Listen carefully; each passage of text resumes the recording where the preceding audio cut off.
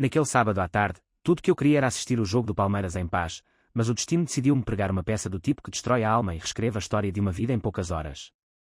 A casa estava silenciosa demais para um fim de semana. Clara tinha saído dizendo que ia visitar a mãe, o que era comum, só que dessa vez levou-me a necessário com maquiagem e perfume, o mesmo que ela usava em datas especiais. Não questionei, apenas observei. Sentei no sofá com minha cerveja, ajeitei o travesseiro, liguei a TV e estava pronto para relaxar, até que percebi um detalhe que nunca teria chamado minha atenção antes se minha mente não estivesse tão inquieta. O notebook dela, aquele que ela nunca deixava por perto quando saía, estava ali, aberto em cima da mesa da sala. Estranhei, claro, mas continuei com a cerveja e o jogo até que o tédio venceu o interesse pela partida, e sem pensar direito, me levantei e fui até o notebook, talvez por curiosidade, talvez só por uma vontade idiota de me distrair com qualquer coisa. O que encontrei ali me tirou o chão. Abri o navegador por puro reflexo, sem saber exatamente o que procurava, mas quando cliquei nos favoritos, vi uma pasta com nome de trabalho 2022, algo que não combinava nem com o ano nem com o tipo de coisa que Clara costumava arquivar. Cliquei. Dentro da pasta, dezenas de PDFs com nomes aleatórios. Um deles, intitulado Agenda Semanal, Junho, chamou minha atenção. Abri o arquivo e me deparei com uma planilha meticulosamente organizada, detalhando encontros, horários, locais e até observações como levar ténis ou confirmar reserva. Em uma das datas, uma quinta-feira à noite, havia uma anotação estranha: mesa 7, luz baixa, vinho branco. Aquilo podia significar qualquer coisa, mas quando vi que havia várias menções ao mesmo local chamado Vila Sabiá, o restaurante onde celebramos nosso último aniversário de casamento, senti um aperto no peito. Continuei abrindo os arquivos, um após o outro, e as coincidências foram se tornando impossíveis de ignorar. Um deles continha fotos digitalizadas de notas fiscais, todas com 2 pratos principais, 2 drinks, e sempre no mesmo nome de reserva, Lucas. Eu não conheço nenhum Lucas. Clara nunca mencionou esse nome. Nunca, murmurei em voz alta, tentando organizar os pensamentos. Voltei para a pasta inicial e encontrei um arquivo de texto que parecia uma transcrição de mensagens copiadas de algum outro lugar, talvez do próprio celular dela, talvez de um e-mail. Começava com: hoje ele vai viajar, posso passar lá depois das 7. Eu congelei. A data era do mês anterior, e naquele dia específico eu realmente havia feito uma viagem de 2 dias a trabalho. A conversa seguia com comentários íntimos, promessas de encontro, detalhes que só são compartilhados por quem divide mais que palavras. Uma frase me fez fechar o notebook com força: ele não percebe nada, ainda faz café para mim todo dia, coitado. Fiquei de pé na sala como um zumbi, sentindo o sangue ferver e ao mesmo tempo o corpo todo gelar. O silêncio da casa agora gritava, e a ausência de Clara deixava um buraco enorme no ambiente. Abri a janela para respirar, mas o ar parecia pesado, como se o mundo todo tivesse ficado mais denso. Sentei novamente no sofá, só que agora meu olhar estava fixo no nada, tentando absorver o fato de que algo dentro de mim havia quebrado e não fazia ideia de como consertar. Não queria acreditar, mas as evidências estavam ali, frias, impiedosas, organizadas como uma planilha de Excel feita por alguém que não sente culpa alguma. Eu precisava entender até onde aquilo ia, e pior, há quanto tempo eu era o último a saber da minha própria vida. Ela voltaria às 8, e quando cruzasse aquela porta, eu já não seria o mesmo. Ela chegou em casa por volta das 8h20, com a chave girando na fechadura sem pressa, como se estivesse voltando de mais um dia qualquer. A bolsa pendurada no ombro, a maquiagem ainda intacta, e o perfume forte o bastante para me deixar enjoada àquela altura. Quando entrou, me encontrou sentado à mesa da cozinha, com o notebook aberto na mesma tela que eu havia deixado de propósito, aquela com a frase que dizia que eu fazia café todo dia como um idiota. Ela parou por um segundo, tentou sorrir, mas ao notar o que estava na minha frente, o sorriso sumiu, e os ombros dela caíram de leve, como se tivesse percebido que não adiantava fingir. Eu não disse nada de imediato. Levantei, peguei uma cadeira e puxei para o lado, batendo levemente no assento com a palma da mão. Senta, falei, sem alterar o tom de voz, sem gritar, sem dar espaço para qualquer mal-entendido. Ela hesitou, olhou para mim como quem não sabia se obedecia ou fugia correndo. Acabou sentando. Apoiei os cotovelos na mesa, juntei as mãos e respirei fundo antes de encarar os olhos dela. Eu quero que você me diga desde quando. Ela franziu a testa, como se ainda quisesse ensaiar alguma desculpa, mas quando percebeu que eu não estava bufando, soltou um suspiro demorado e desviou o olhar.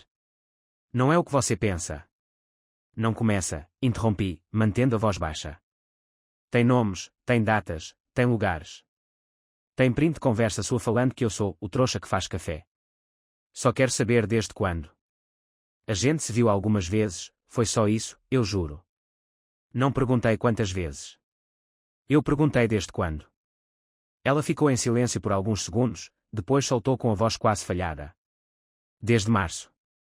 Fiquei olhando para ela tentando lembrar o que aconteceu em março. Foi o mês em que tive que viajar 2 semanas direto para aquele projeto em Belo Horizonte. Foi o mês em que ela começou a se inscrever na academia nova. Foi o mês em que começamos a dormir em horários diferentes. Inclinei o corpo para frente. E quem é ele? Um cara da academia. O nome dele é Lucas. A gente começou conversando, e eu não sei. Foi acontecendo. Ele me fazia sentir diferente. Eu me sentia leve, entendida. Entendida? Repeti com raiva começando a subir. E eu? Eu sou o quê? O entregador de boletos. O idiota que lava a louça enquanto você marca jantares em restaurante com outro cara. Ela abaixou a cabeça, mas não chorou. Nenhuma lágrima sequer. Pegou um guardanapo da mesa, começou a amassar com os dedos. O silêncio era cortado só pelo barulho do relógio de parede. Eu não planejei. Eu juro que não planejei. Só aconteceu. E eu tentei parar, mas ele me ouve.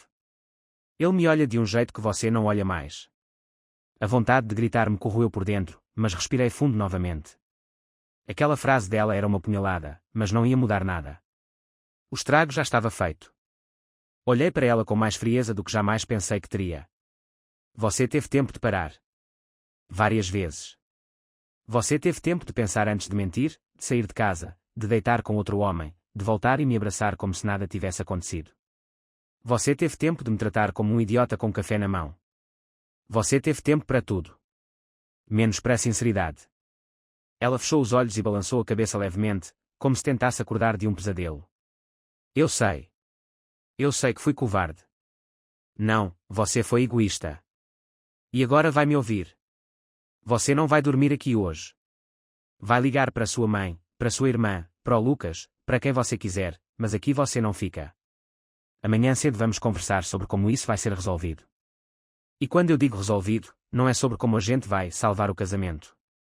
É sobre divisão de bens, contas, contratos, tudo que você destruiu com essa decisão de merda. Henrique, por favor, não faz isso desse jeito. A gente precisa conversar com calma. Não tem calma nenhuma. Você passou meses transando com outro cara e me chamando de trouxa. Agora quer calma.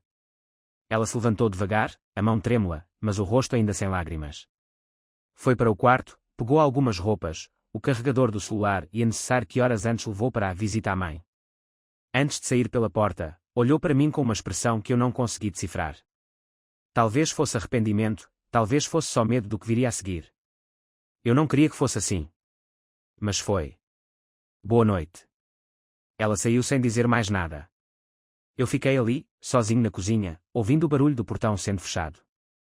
Voltei para a mesa, olhei o notebook ainda aberto, e passei a madrugada vasculhando cada pasta, cada print, cada evidência de que meu casamento era, na verdade, uma piada privada onde eu era o palhaço principal. Só que a palhaçada tinha acabado. E no dia seguinte, ela ia ver exatamente o quanto. Na manhã seguinte, acordei antes das 6, ainda com os olhos ardentes por ter dormido mal, e com a cabeça cheia de pensamentos organizados por raiva, não por dor. Fiz café para mim, tomei banho e vesti a mesma roupa do dia anterior, porque não fazia sentido parecer outra pessoa diante do que eu pretendia fazer. Peguei o notebook, a pasta de contas, minha identidade e a cópia do contrato de aluguel, enfiei tudo na mochila e saí de casa sem nem olhar para o lado do armário onde costumava estar o perfume dela. Fui direto para o escritório de um advogado que um colega do trabalho tinha indicado tempos atrás, um cara chamado Rogério que resolvia divórcios sem enrolação. Eu não queria empurrar nada com a barriga. Não queria reconstruir confiança, não queria conversa fiada, queria o fim. Só o fim, com papel assinado e o mínimo de interferência emocional. O advogado me atendeu sem muita cerimônia, parecia já acostumado com esse tipo de situação. Quando terminei de contar tudo, ele ficou em silêncio por uns segundos e depois perguntou: Você tem provas? Tenho planilhas, fotos, recibos, e o nome do cara. O suficiente para provar infidelidade num processo judicial. E quer pedir o quê? Guarda, casa, pensão. Não temos filhos.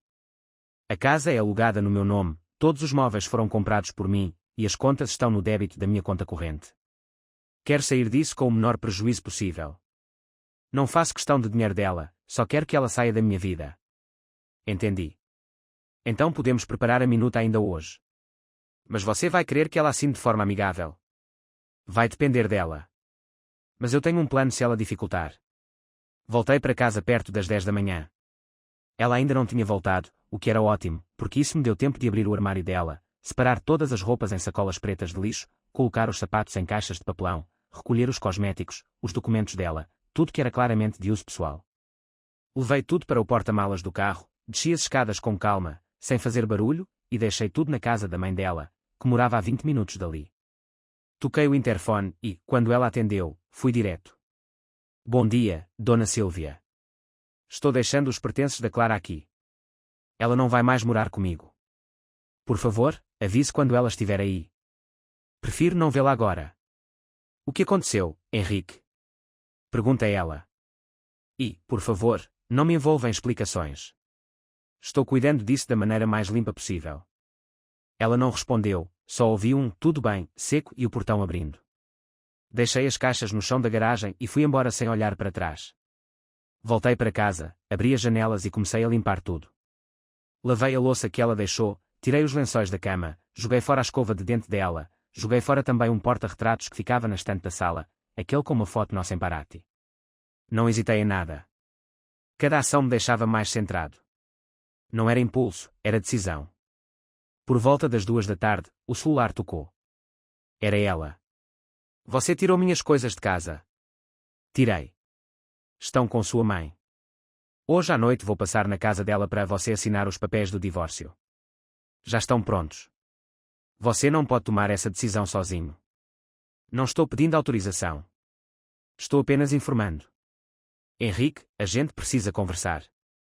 Ontem à noite você teve a chance de conversar. Hoje é só formalidade. Ela desligou na minha cara.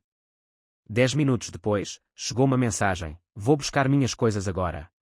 Respondi com 3 palavras: já não estão. Fiquei esperando o resto do dia pela movimentação. Quando deu 7 da noite, fui até a casa da mãe dela com o envelope contendo os papéis, e bati na porta com calma. Quem atendeu foi a própria Clara. Estava com cara de quem tinha chorado, mas ainda assim tentou manter firmeza na postura. Estava com roupa simples, rabo de cavalo e descalça. Me olhou com desprezo, como se eu tivesse feito alguma atrocidade, mas não disse nada. Aqui estão os papéis. Já revisei tudo com o advogado. Você pode assinar agora ou levar para um advogado seu, tanto faz. Só quero evitar que isso se arraste. Ela pegou o envelope, abriu e ficou olhando os documentos. A mãe dela apareceu atrás, com cara de desaprovação. Henrique, isso tudo é necessário. Vocês não podem resolver isso com calma. Dona Sílvia, me perdoe, mas a senhora deveria conversar com sua filha. Ela foi a única que não quis resolver nada com calma. Ela só esqueceu de contar isso. A mãe dela desviou o olhar e saiu da sala. Clara folheou as páginas sem dizer nada. Eu já tinha assinado tudo. Entreguei a caneta. Não vai mesmo ouvir o que eu tenho para dizer? Agora não. Pode usar o espaço no processo, tem um campo para observações. Ela respirou fundo, mordeu o lábio, olhou para mim com raiva, mas assinou. Uma assinatura firme, rápida, como se quisesse que acabasse logo também. Peguei o envelope de volta, guardei na pasta, e virei para ir embora. Henrique. O quê?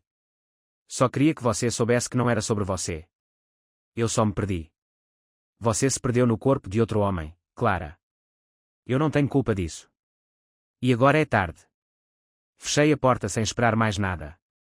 Não era só o fim do casamento. Era o fim da ilusão. E era exatamente isso que eu precisava para começar de novo. Na noite seguinte, enquanto voltava para casa depois de deixar os documentos no escritório do advogado, parei no mercado 24 horas da esquina e comprei 2 caixas de cerveja, um pacote de carvão, picanha, pão, farofa e tudo que normalmente comprava para um domingo em família, só que dessa vez não seria para ninguém além de mim. Era uma sexta-feira, o céu carregado, e o portão da minha garagem fazia um barulho irritante quando abria, como se estivesse cansado de trabalhar para alguém que já não sabia mais se tinha um lar. Entrei, fechei, larguei as sacolas no balcão da cozinha e fui até o quarto, abri a gaveta da escrivaninha e tirei de lá uma coisa que estava guardada há mais de um ano, um HD externo. Aquilo era meu trunfo. Voltei para a cozinha, coloquei a cerveja na geladeira, joguei o carvão na churrasqueira da varanda e sentei à mesa com o notebook na frente. Conectei o HD, abri as pastas organizadas por mês, e comecei a montar uma sequência de imagens, vídeos e capturas de tela que comprovavam o que Clara vinha fazendo desde o começo do ano. Eu tinha tudo, registros de reservas em nome de Lucas, que batiam com as datas em que Clara dizia estar em eventos do trabalho, fotos de redes sociais com detalhes no fundo que mostravam ela no mesmo local que esse cara frequentava, e até um print de um comentário num perfil de Instagram com uma curtida dela minutos depois de dizer que estava exausta e dormindo. Demorei horas montando a linha do tempo. À medida que organizava os arquivos, minha vontade de ficar em silêncio desaparecia. Eu não era do tipo que expunha os outros, mas havia um sentimento específico que pesava mais que tudo, o direito à verdade. Não para mim, que já estava ciente de tudo, mas para as pessoas que ela enganava, inclusive aos colegas de trabalho que achavam que Clara era uma mulher íntegra e centrada. Resolvi então mandar uma mensagem anônima para o chefe dela. Criei um e-mail novo, anexei o PDF com os documentos e escrevi apenas: não se trata da vida pessoal da funcionária, mas da imagem que ela projeta enquanto representa sua empresa em eventos públicos. Caso isso não seja relevante, ignore. Enviei. Depois, liguei o carvão, coloquei a carne na grelha e abri a primeira cerveja.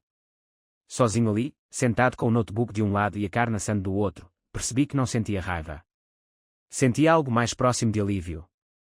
Eu estava cansado demais para ter ódio. Tudo que eu queria era encerrar aquilo de forma objetiva e certeira. Decidi ir além. Abri o Instagram do Lucas.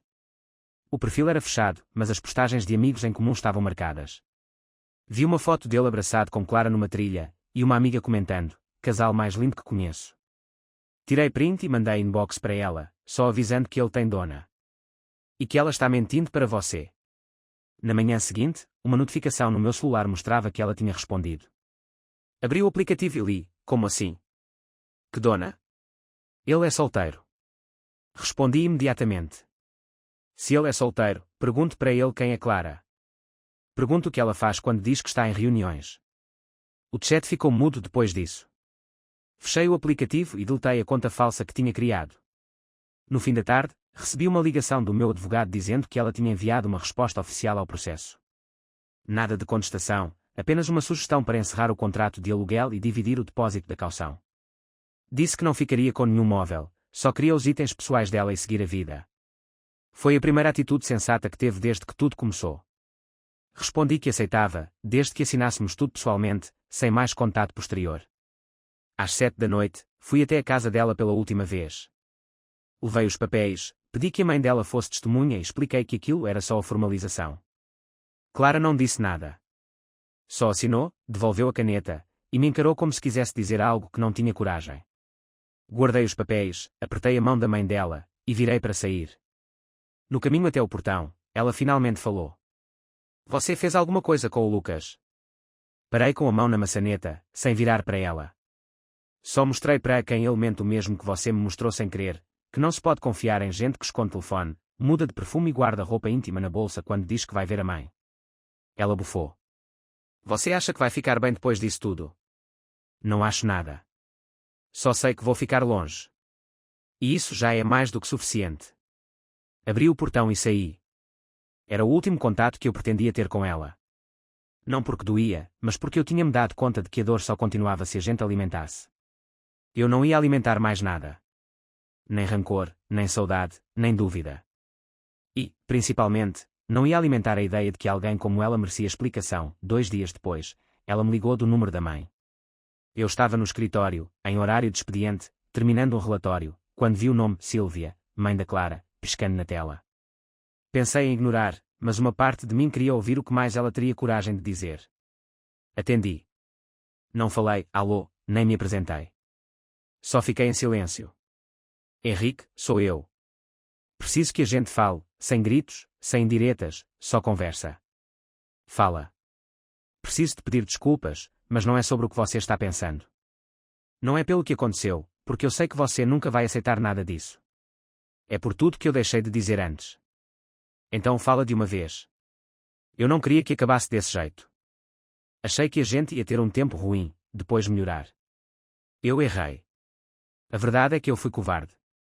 O Lucas apareceu quando eu já estava descontente, e eu usei isso como desculpa para fugir da nossa rotina. Achei que você ia perceber, que ia me confrontar antes, que alguma coisa ia mudar e que eu ia poder dizer que parei antes de fazer alguma merda. Mas você não disse nada. Você ficou calado, como se não visse. Eu vi, Clara. Eu só não queria acreditar. A gente quer muito acreditar que quem está do nosso lado não é capaz. Acreditar é mais confortável do que admitir que tudo foi uma escolha errada. Eu fui escrota com você.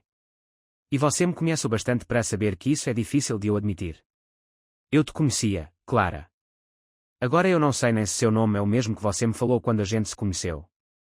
Ela ficou em silêncio por alguns segundos, e depois soltou um tá, quase sem som. Eu queria saber se a gente pode se encontrar para conversar, de verdade. Nada sobre voltar.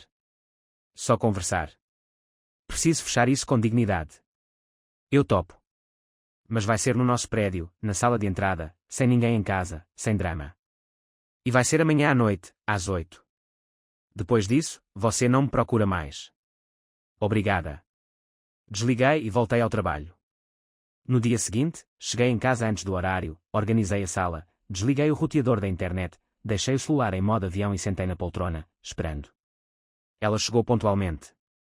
Estava diferente.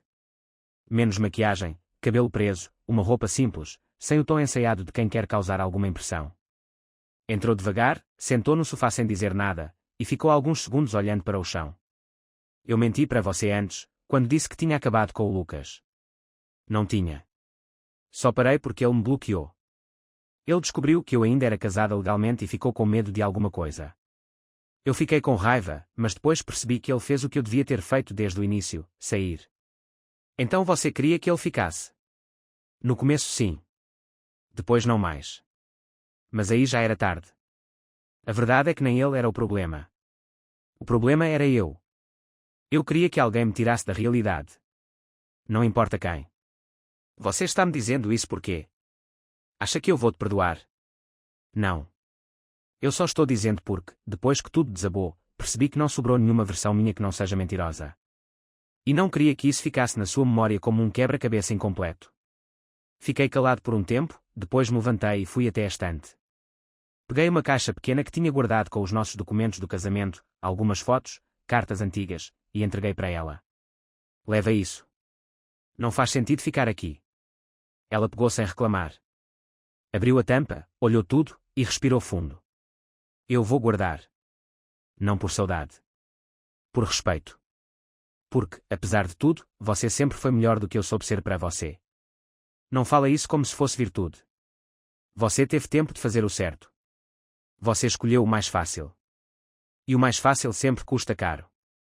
Dessa vez, custou nós dois. Ela fechou a caixa e ficou olhando para mim por mais um tempo. Você vai ficar bem. Eu já estou. Eu só não sou mais o mesmo. Mas isso não é culpa sua. É escolha minha. A partir de hoje, o que você faz ou deixa de fazer não me afeta mais. Isso é liberdade, Clara. E eu não abro mão dela por nada. Ela se levantou, ajeitou a bolsa no ombro, pegou a caixa, e andou até a porta. Antes de sair, virou uma última vez. Eu queria ter sido alguém que você pudesse lembrar sem dor. Você foi. Até março. Ela assentiu, virou as costas e saiu sem dizer mais nada. Quando a porta se fechou, o silêncio que ficou não era incômodo. Era só silêncio. E pela primeira vez em semanas, ele me pareceu justo, depois daquela última conversa, não houve mais mensagens, ligações ou tentativas de reaproximação. E, para minha surpresa, o silêncio se manteve.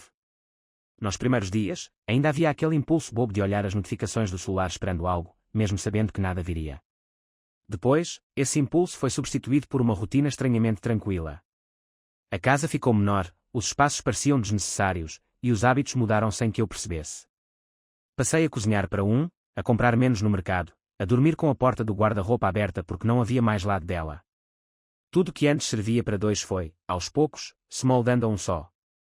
E não foi ruim. Foi estranho, mas suportável. No trabalho, mantive a mesma produtividade. Ninguém comentou nada, ninguém perguntou, e isso foi um alívio. Comecei a sair mais com dois colegas da equipe, nada de mais, apenas alguns bares no fim do expediente ou um rodízio japonês quando o pagamento caía. Eles também estavam em fases ruins da vida, um tinha acabado de se separar, o outro estava em um relacionamento morno que ele já não sabia como encerrar. Ouvíamos as queixas uns dos outros sem dar conselhos, só escutando, porque no fundo sabíamos que ninguém queria solução, só espaço para falar. Numa dessas noites, no bar perto da rotatória central, quando já tínhamos passado da terceira rodada de chopp, o Jorge, o cara que recém havia se separado, virou para mim e soltou do nada. Você ainda pensa nela? Respondi sem hesitar. Penso. Mas não dói mais. Agora é só lembrança de algo que já não existe. Ele riu. Isso é resposta de quem superou ou de quem engoliu tudo e finge que está bem. É resposta de quem entendeu que não tem mais o que buscar. Eu sei que não fui o melhor marido do mundo, mas ela não traiu por carência. Traiu porque achou que podia. Porque não achou que teria consequências. Eu só fui o lembrete de que tem. Jorge ficou em silêncio por alguns segundos e depois levantou o copo. Brinda ao fim das ilusões, então. Brinda ao começo da dignidade. Batemos os copos. Aquilo foi o mais perto que cheguei de um encerramento emocional com alguém. Não precisava mais justificar, nem contar detalhes, nem medir palavras. Era isso. Um fim limpo, amargo, e sem volta. No mês seguinte, finalizei com o advogado toda a parte burocrática. Cancelei o contrato de aluguel e mudei de apartamento. Peguei um menor, 2 quartos, mais barato, com uma varanda menor, mas com uma vista melhor. Do prédio novo, dava para ver a praça onde costumávamos caminhar nas manhãs de domingo, mas isso não me incomodava. Era só geografia. O novo lugar me obrigou a reorganizar tudo. Mobília, documentos, vida. Foi quase terapêutico. Alguns amigos em comum deixaram de me procurar. Outros fingiram que não sabiam de nada e mandaram mensagens como "vamos marcar qualquer dia". Eu não insisti. Quem queria estar presente, estava. Quem não queria, não fazia falta. Me aproximei mais do meu irmão, com quem eu falava pouco. Ele me chamou para ir num churrasco da família dele, e acabei indo. Pela primeira vez em muito tempo, estive num ambiente onde ninguém me olhava com pena, curiosidade ou julgamento. Era só conversa de futebol, piadas sobre política e comentários sobre o preço absurdo do gás. No final da tarde, quando ajudei a levar os pratos para a cozinha, minha cunhada me parou na porta e disse: Henrique, não sei se alguém já te falou isso, mas você parece mais leve. Não feliz, mas inteiro. Respondi com sinceridade. Porque eu finalmente parei de tentar consertar o que não era meu. Ela sorriu, me deu um abraço e voltou para a sala. Nos dias seguintes, aquele comentário ficou martelando na minha cabeça. E acho que era isso mesmo. Passei tanto tempo tentando equilibrar a relação, preservar o clima, entender as variações de humor dela, que esqueci de olhar para mim. Agora, não era que tudo estava resolvido. Era só que eu tinha finalmente encerrado um ciclo. E com ele, veio a liberdade de não precisar mais me moldar para manter ninguém por perto. A última notícia que tive de Clara veio por acaso, numa conversa entre colegas que mencionaram uma demissão no escritório de advocacia dela. Parece que houve um escândalo interno, nada confirmado, mas com boatos suficientes para que ela tivesse que sair. Não perguntei detalhes. Só escutei, balancei a cabeça e voltei ao que estava fazendo. Não senti satisfação nem pena. Era só uma informação irrelevante. Como saber que choveu em outra cidade. Nada mais.